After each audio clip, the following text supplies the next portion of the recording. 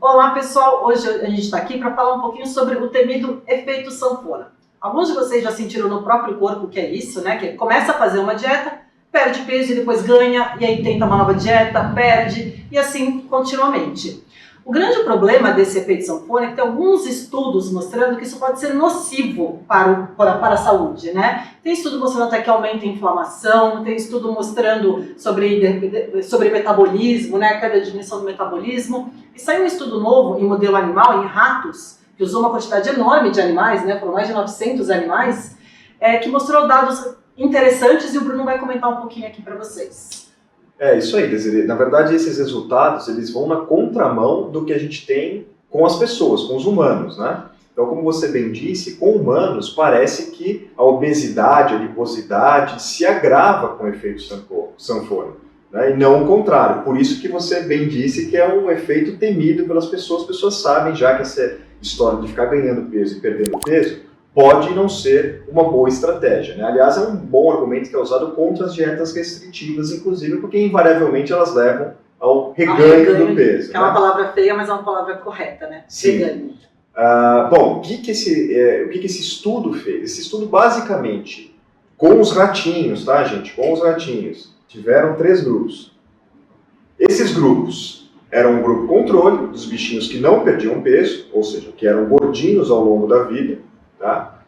Um grupo dos bichinhos que perdem peso, tá? E se mantém com um peso reduzido, estável, né? E o grupo que perde e ganha peso, né? Para imitar o que a gente chama de efeito sanfona.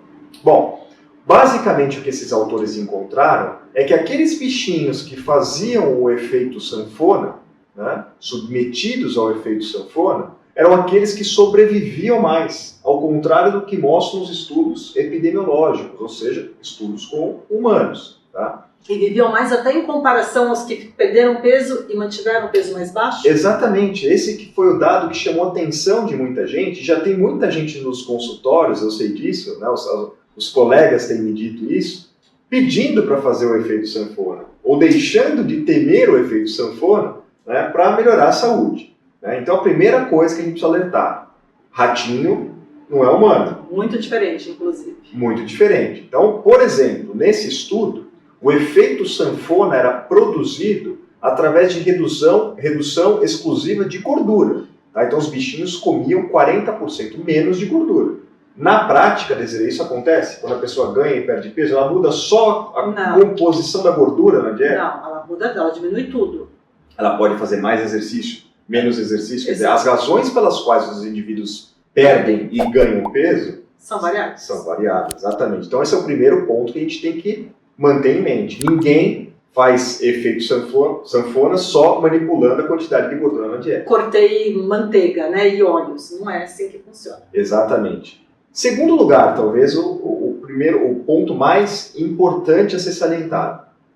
Você sabe do que esses bichinhos morreram nesse estudo? Do quê? Principalmente? O que você acha? Eu sei. Você sabe, né?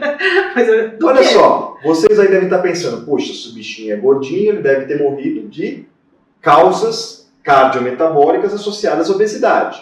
Diabetes, resistência à insulina, no geral, hipertensão, dano cardíaco e assim por diante. Inflamação exacerbada.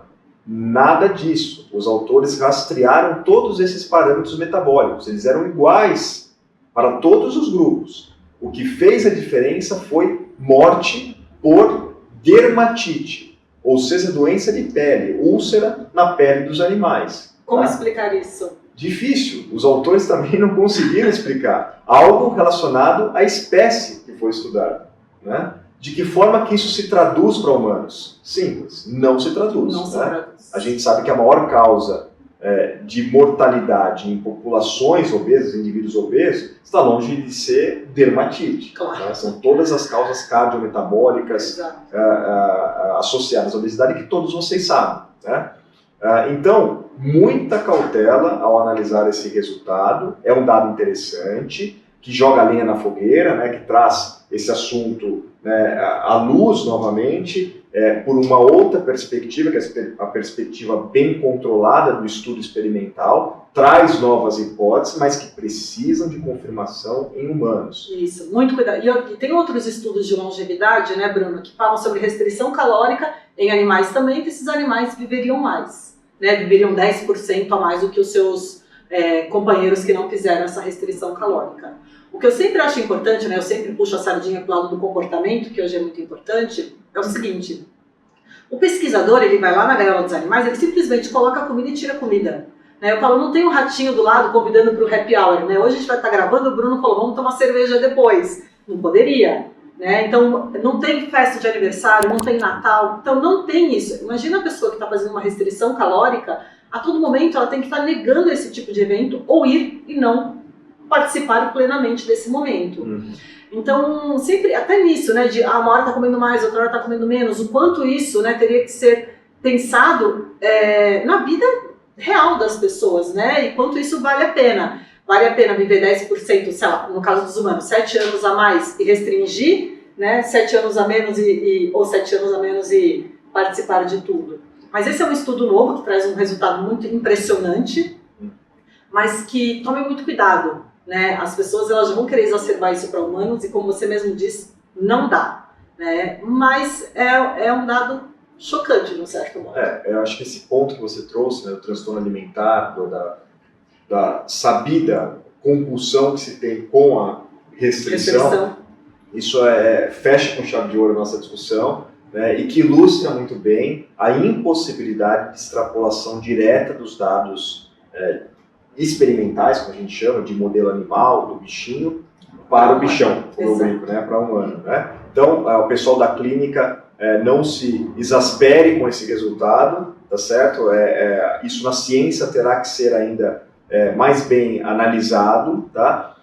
Os dados epidemiológicos continuam mostrando de uma maneira bastante contundente que a ciclagem de peso, que o efeito sanfona, parece ser nocivo para diversos parâmetros, inclusive seria um fator desencadeador, um dos fatores desencadeadores de transtornos alimentares. Sim. É o que a literatura populacional nos mostra, tá? Então esses dados não estão anulados por esse estudo, tá? O link para esse estudo, analisem, leiam, vale a pena, uma leitura bastante agradável, interessante. Leiam com esse senso crítico que a gente tem discutido, tirem suas próprias conclusões. Vai lá na referência, né? Qualquer coisa deixem perguntas no Instagram pra gente, onde a gente mais vê.